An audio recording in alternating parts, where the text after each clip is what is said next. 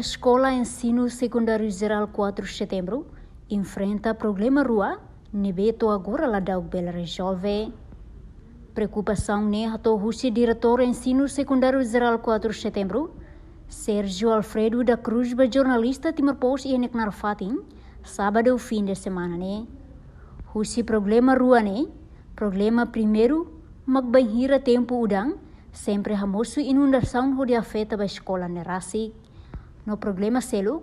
ne mai husi comunidade ne behela basic redor escola, sempre halo fora escola, estraga e financeira e redor escola niang, inclui halo movimento e escola, ne be foi impacto do processo aprendizagem. Problema ne be makasuru ne makanya sem tempo inundação ne, ida, e rua, ba comunidade ne be masih helai redor sekolah. Kemudian turma hat nebe makinang-kinang inundação sempre foi impacto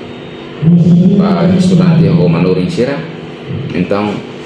só já nem hasuru e segundo para a comunidade serão bem masih hele redor de escola ita belian al escola esforço pinta halmo depois udah ifuna masih depois tidak ne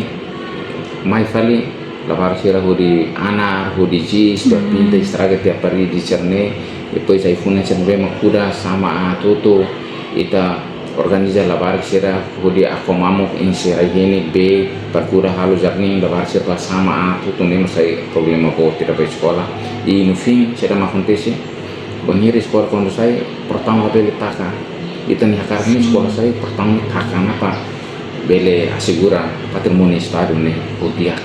mas situação hanesini mas informação sekolah sini ada kelas leo komunitas di sini servisi kelas atindan emang lebaran kumakan itu família nih ya sim parte Ministério Educação sempre tamatang parte Ministério Educação ihmus preocupação ba parte dane harus ya hanu ini dah hoba je ba inamen serni kunti kusang lebih ma fome sekolah peratus kalau dia volume di sekolah plan hela kari kumsa atu atiru kada turmane atiru para tunune tempo inundação kari dia labele na linha turma larang ne o plan. Dirigente escola ne promete ba oin se desenvolve dia kliutan escola refere no tau ona iha plano no ne labele sofre tamba problema ne behanesang. Reportagem Fifanya de Carvalho, televisão.